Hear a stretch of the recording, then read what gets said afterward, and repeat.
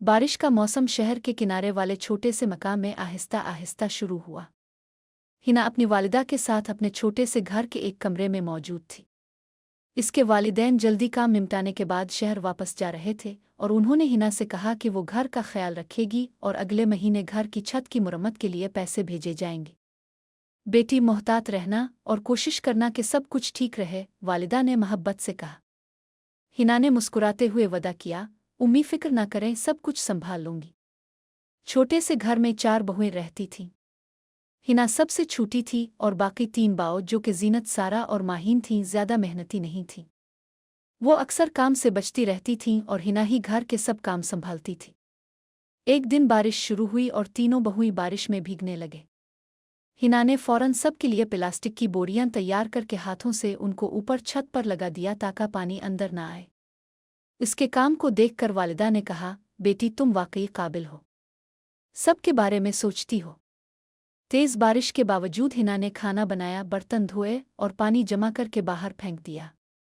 बाकी 3 बहुएं बैठकर बातें करती रहें और कभी कभार मदद करने के बहाने भी बनाती रहीं।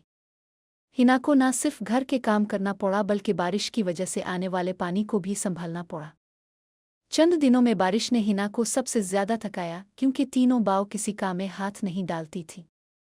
एक दिन रात के 2 बजे बारिश की तेज हुआ के साथ छत पर लगाई गई प्लास्टिक बोरियां उड़ गईं और पानी दोबारा घर में दाखिल होने लगा। हिना फौरन उठ गई, बगती पानी को बर्तन में जमा करके बाहर फेंकती रही। ये काम करते करते सुबह के 8 बजे हो गए। वो बुखार में कांप रही थी मगर सबके आराम और सुकून के लिए अपनी थकन को नज़रअंदाज करती रही। सुबह जब बाकी 3 बहुएं जागे, हिना ने चाय बना दी और पकवान भी तैयार कर दिए। वो न सिर्फ काम कर रही थी बल्कि अपनी बीमारी और थकन को भी नज़रअंदाज कर रही थी।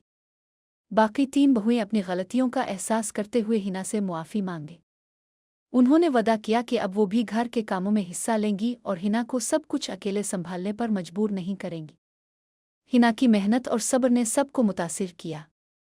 इसकी मोहब्बत और खुलूस ने घर के माहौल को बदल दिया। अगले महीने जब इसके शौहर और बाकी सास-ससुर मकान में वापस आए तो उन्होंने छत की मुरम्मत के लिए पैसे भेज दिए। इससे घर में दोबारा बारिश के मौसम में किसी किस्म की तकलीफ नहीं हुई। हिना की मेहनत सिर्फ काम तक महदूद नहीं थी बल्कि इसने बाकी बहुओं के रवैये भी बदल दिए। जीनत, सारा और माहीन ने अब ज्यादा जिम्मेदारी लेना शुरू कर दी। वो अब अपने शोहरों के लिए खाना बनाना, बर्तन दाल होना और सफाई में हिना की मदद करना सीखने लगे। एक दिन बारिश इतनी तेज हुई कि पानी छत के कोने से अंदर टपकने लगा।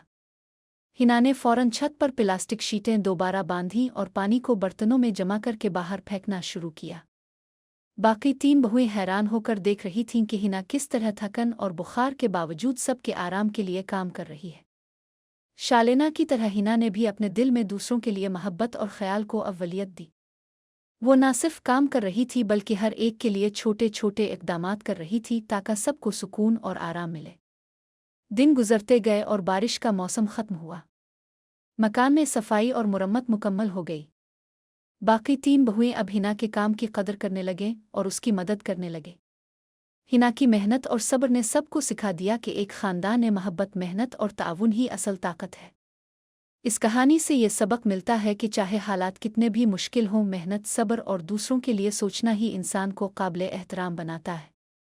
हिना ने अपने खुलूस, मेहनत और मोहब्बत से न सिर्फ घर के माहौल को बेहतर बनाया बल्कि सबके दिलों में अपनी मोहब्बत और काबिलियत का रुतबा कायम किया।